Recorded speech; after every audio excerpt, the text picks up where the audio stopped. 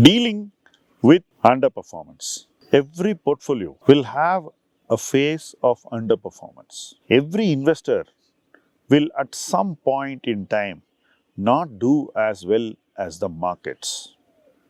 Whether you are a professional investor or a proprietary investor hardly matters.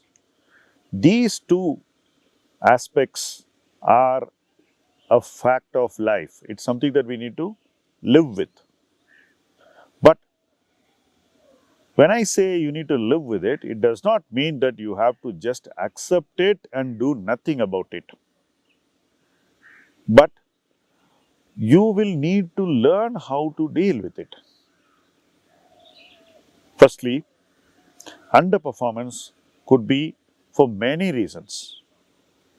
The market could be in an irrational mood and willing to take wild risks while you may not want to do that. During such a phase, you are likely to underperform. Second, you may be investing away from the trends in the market, and where you are investing may be the least favored parts of the equity market. You may be buying unpopular businesses out of favor, while the market would be focusing only on the popular businesses which are completely in favor. Naturally, you will underperform for a period of time.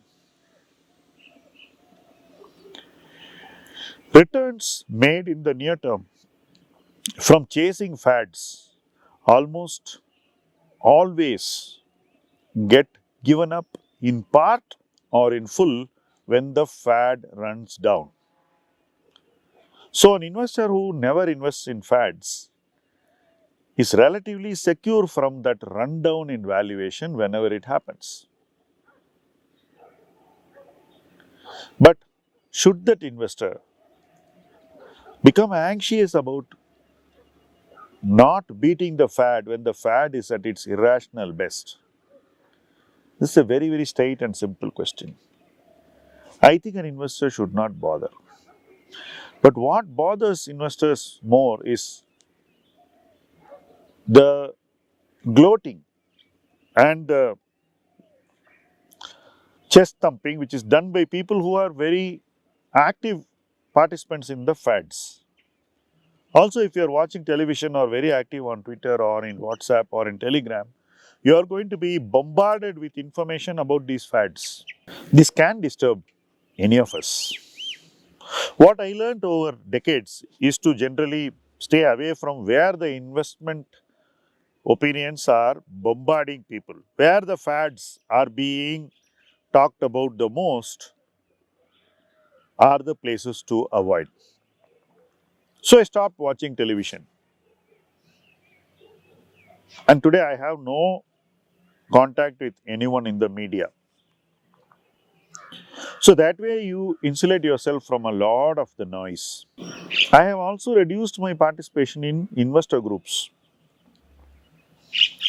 especially those where professionals are very, very active, because their recency bias is actually today higher than what we see on television.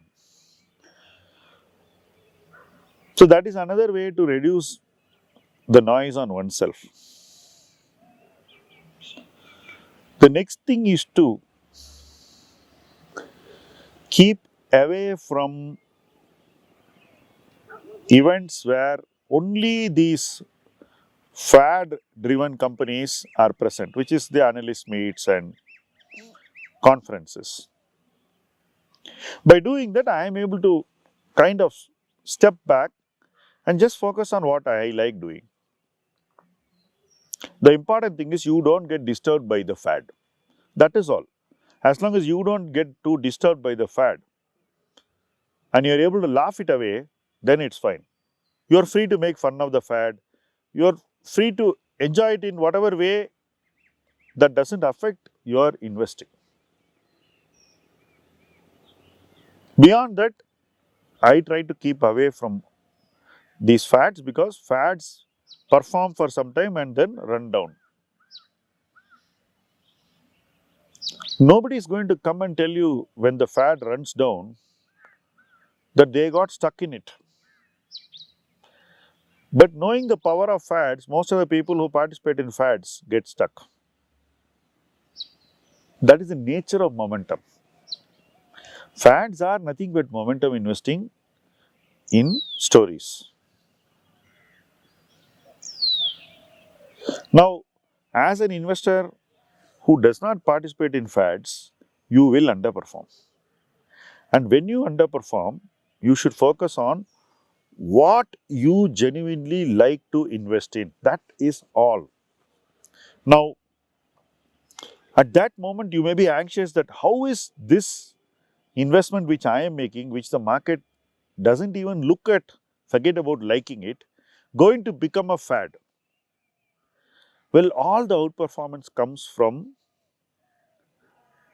an ignored stock, a hated business becoming a market favorite and a fad. And it is that journey that is going to give you your outperformance. It's very clear. I saw all the stocks which I had studied, which later became multi-bagger, some even up to the extent of 100 baggers. When I invested, people would only tell me what is wrong with the company, what is wrong with the promoter, what is wrong with the accounting policy, what is wrong with the business, what is wrong with the government policy. They would see all the wrongs. What I saw was how these wrongs will get transformed and changed over time. How government would change its thinking, how industry would change, how the competitive intensity will change, how scale will change businesses, and how managements will evolve into better thinkers. Now, this is what delivers outperformance in a portfolio. If you have the right conviction, you are able to hold it for a long period of time. You translate that conviction into a sizable investment position for that company in your portfolio, and most importantly, you are willing to wait. Now, if you are going to be anxious every month, whether your portfolio is doing well and you are going to look every day and become upset about it, you will lose the capacity to wait with the best of businesses and you will end up selling them at the wrong time. And that is not going to give you the desired result, which is outperformance.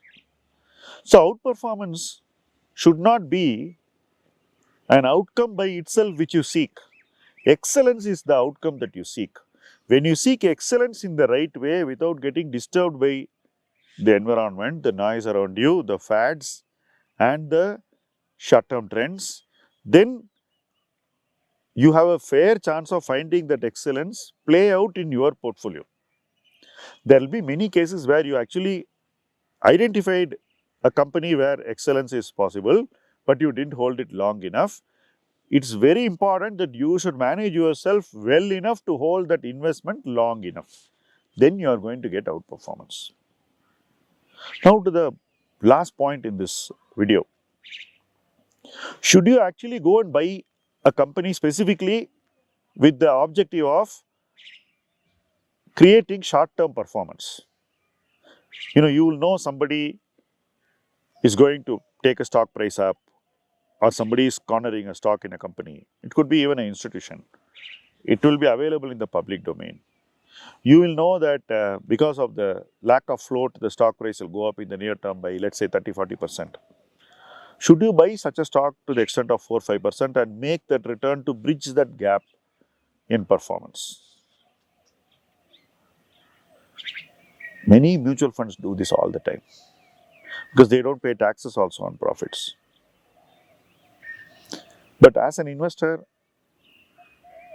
and as a manager, as a proprietary investor, as a professional manager, in both capacities, I don't believe in doing this because it spoils the ethos of investment management that you build with great difficulty.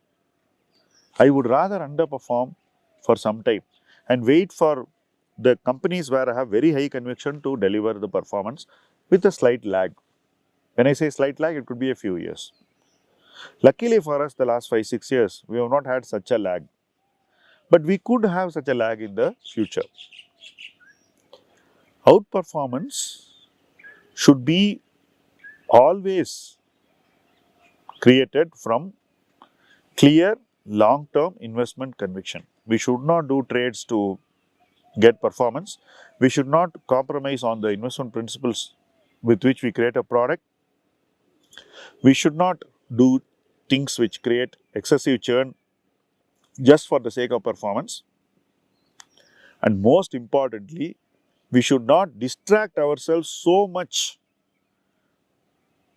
just to get outperformance. We should focus more when the portfolio is showing underperformance. We should focus intensely on our investment ideas because that is where we are going to get the performance. And we should only invest in investment ideas which fulfill the long-term investment objectives of our portfolio. It could be a proprietary portfolio, it could be a professional portfolio. The approach should be the same. This is a simple way in which I believe that one can deal with underperformance and turn underperformance into outperformance. You don't need to look any further. You need to do nothing more. Thank you for watching this video.